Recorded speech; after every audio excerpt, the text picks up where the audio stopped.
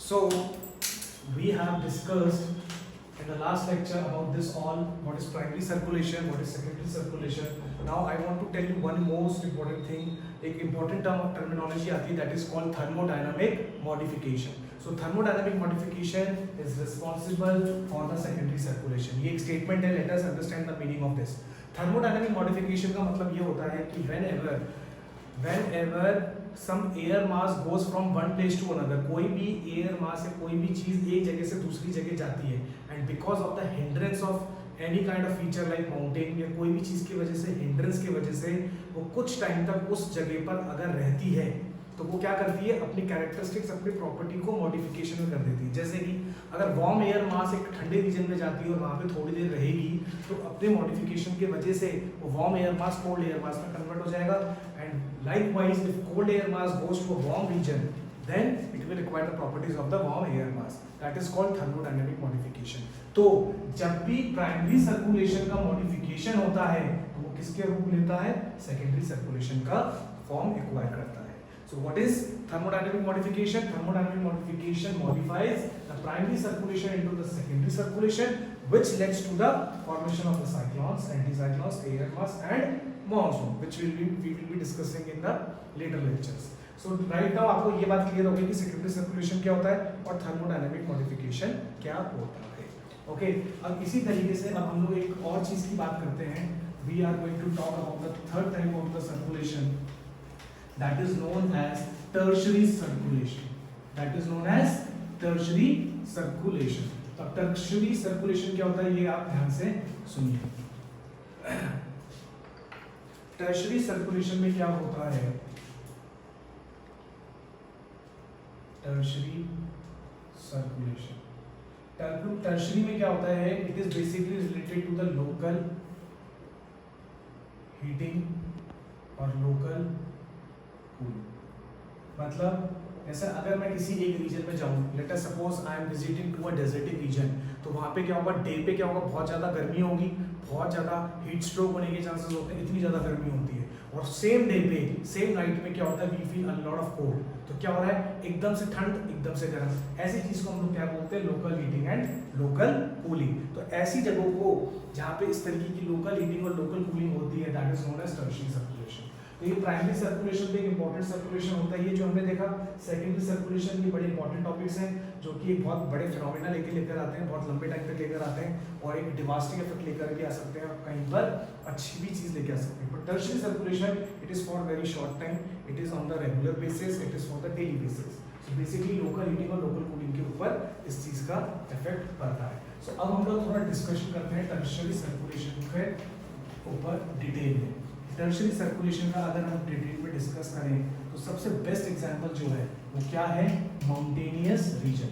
क्या है, mountainous region.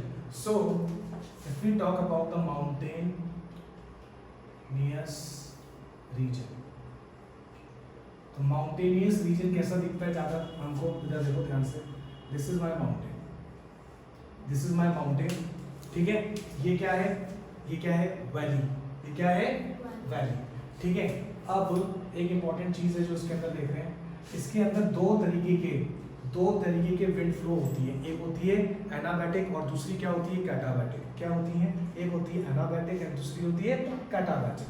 So first is anabatic. So I am writing here anabatic. Annabel नहीं है ना, इट्स एनाबैटिक, कैटाबैटिक. ये विंड के नाम है.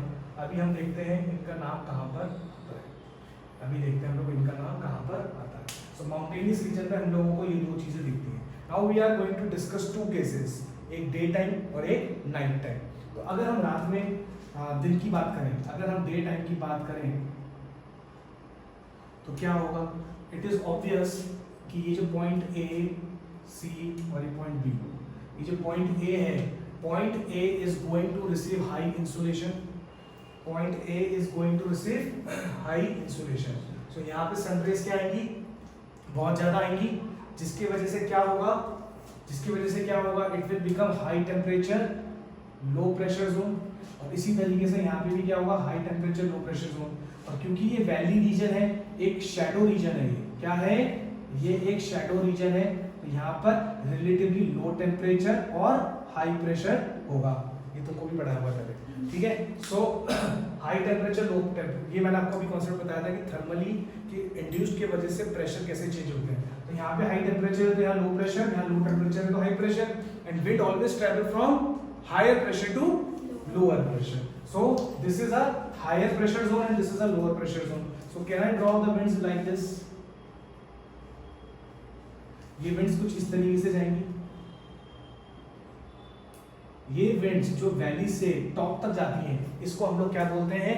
Anabatic wind. So what do you mean by anabatic winds? Anabatic winds are those winds which travel from the bottom side to the top of the mountain. Okay. So this is known as anabatic winds. हम लोग यहाँ पे लिख सकते हैं एनाबैटिक wind का ये case है from lower pressure to higher pressure, मतलब from bottom to top of mountain, ये हमारा केस है क्या? डे साइड का। अब क्या होता है, एक चीज बड़ी इंपॉर्टेंट है, इसको प्लीज आप ध्यान से सुनिए। ये वाली विंड जब ऊपर जा रही है तो ये अडियाबैटिक कूलिंग होगी। हमने पहले भी डिस्कस किया हुआ लेक्चर्स के अंदर what is the difference between diabetic and adiabatic, and I am sure कि बहुत सारे बच्चों को याद भी नहीं होगा कि what is adiabatic cooling. So please go through my videos, previous lectures, उसके अंदर आप प्लीज डेफिनेशन चेक करिए and try to learn the meaning of adiabatic. Adiabatic is basically when we ascend 1 kilometer there is a decrease of the temperature of 7 degree centigrade, उसको कहते हैं adiabatic cooling. तो जब जब ये विंड ऊपर जाएगी तो ये ठंडी होती जाएगी, और जैसे जैसे ये ठंडी होती जाएगी क्या बनेंगे? क्लाउड्स बनेंगे, और अगर क्लाउड्स बन गए तो रेनफॉल होना तो पक्का है।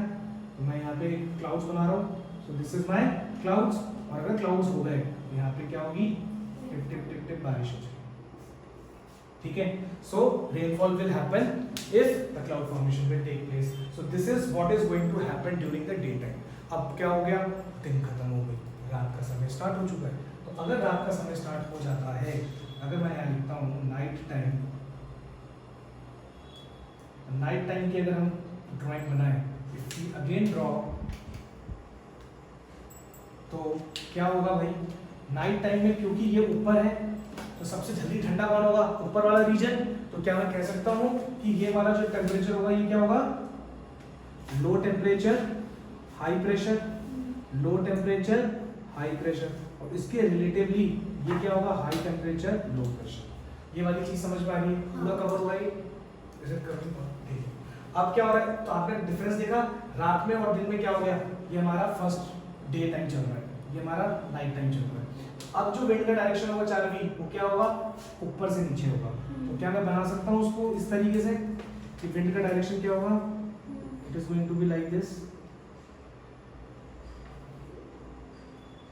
विंड का डायरेक्शन ऐसे आएगा, ठीक है। इस विंड के डायरेक्शन को हम लोग क्या बोलते हैं? कैटाबैटिक। इसको हम लोग क्या बोलते हैं? Katabatic winds which flow from the top to bottom. यहाँ पे उल्टा हो रहा है, टॉप टू बॉटम हो रहा है। पर एक बात और सीखने वाली है, क्या?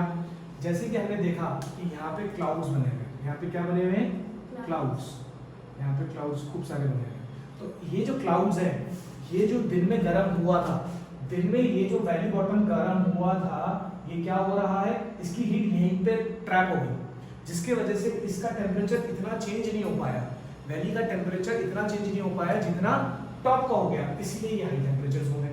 और हाई टेम्परेचर की वजह से relatively it is at the low pressure zone. मेरे ख्याल से आप सबको समझ में आ रहा होगा। This is low pressure, this is high pressure. Wind ऐसे फ्लो कर रही है, because of the presence of the clouds heat is not escaped, heat बाहर नहीं निकल पाई, जिसके वजह से क्या हुआ? यहाँ पे लो प्रेशर जोन क्रिएट हो गया। तो जो अच्छा, ये बात क्लियर है। अब दूसरी इंपॉर्टेंट बात, बड़ी इंपॉर्टेंट है, क्या? ये जो हवा ऊपर से नीचे फ्लो होके आ रही थी वो क्या थी? ठंडी हवा थी। क्या थी? ठंडी हवा। क्यों? क्योंकि रात है, रात है, लो टेम्परेचर से आ रही है तो ठंडी हवा आ रही है। तो एक बात हम लोग बोल सकते हैं, जो ठंडी हवा नीचे तक पहुंच रही है तो वैली बॉटम के अंदर हमको बड़ी ठंडी हवा मिलने वाली है, जो कि और आधी रात में क्या कन्वर्ट हो जाएगी?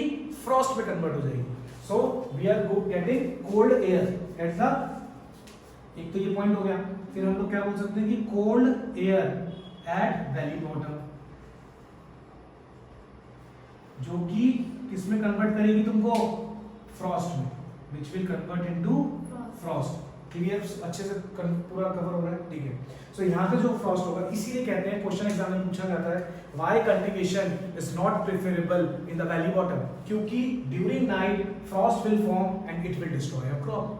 रात में ठंडी हवा आएगी, फ्रॉस्ट बनाएगी, जो एग्जिस्टिंग क्रॉप्स है उसको डिस्ट्रॉय कर देगी। तो जो एग्रीकल्चर में फार्मर्स इतना पैसा लगा के सीड्स बो करते हैं, अगर वो तुम लोगों ने किया तो because of the just frost it is going to destroy your crop and they have to suicide. फिर फार्मर सुसाइड का कॉन्सेप्ट चालू हो जाता है, which is a part of politics. So to save yourself from this crop failure, इससे अच्छा है कि आप उसको माउंटेन के स्लोप पे उगा दीजिए या कहीं और उगा दीजिए, बट वैली पे मत उगाइए।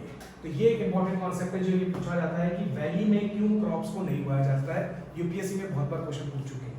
सो because cold wind flow from the top to the bottom and form frost. ये बात सबको समझ में आ गई। एनाबैटिक इस केस को बोलते हैं, कैटाबैटिक इस केस को बोलते हैं। अब एक इंपॉर्टेंट बात, अगर हम लोग इस क्लाउड्स के ऊपर की बात करें तो एक इंटरवल के बाद हमको क्या मिलेगी, वार्म एयर मिलेगी। क्या मिलेगी मुझे, वार्म एयर। मैं अगर मैं बोलूं तो ये वाला जो रीजन है वो मेरा क्या है, कोल्ड एयर है, और ये जो मेरा है वो क्या है, वार्म एयर।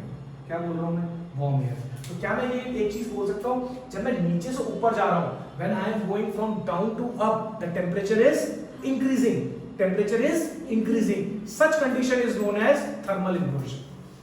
जब भी आप नीचे से ऊपर जाते हो, टेम्परेचर राइज हो रहा है, that process is, that condition is known as thermal inversion. क्योंकि जनरली हम लोगों ने पढ़ा क्लाइमेटोलॉजी के अंदर कि as we go up, as we ascend up, temperature falls, that is adiabatic. जैसे जैसे हम ऊपर जाते हैं टेम्परेचर फॉल होता है, दैट मींस टेम्परेचर डिक्रीज होता है। ये तो नॉर्मल कंडीशन की बात है। अगर ऊपर जाते जाते टेम्परेचर डिक्रीज ना होकर टेम्परेचर बढ़ रहा है तो ये उल्टी कंडीशन हो गई, इसीलिए इसका नाम क्या पड़ गया, थर्मल इन्वर्जन। तो हम लोग यहाँ पे लिख सकते हैं कि it is a case of thermal inversion.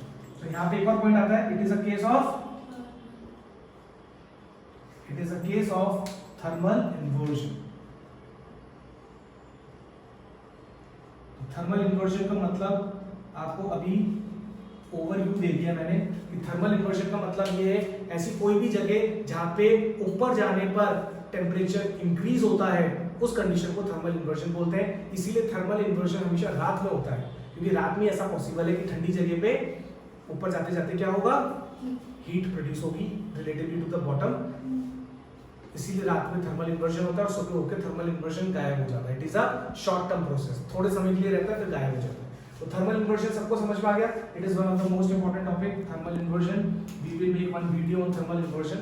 तो थर्मल इन्वर्जन कब होता है, नाइट टाइम पे होता है माउंटेन वैली पर। So I hope you are clear with this whole mountainous region. In the next lecture we will be discussing about the sea breeze concept. So please be tuned for the next lecture. If you like the video, please let us know in the comment box so that we can do more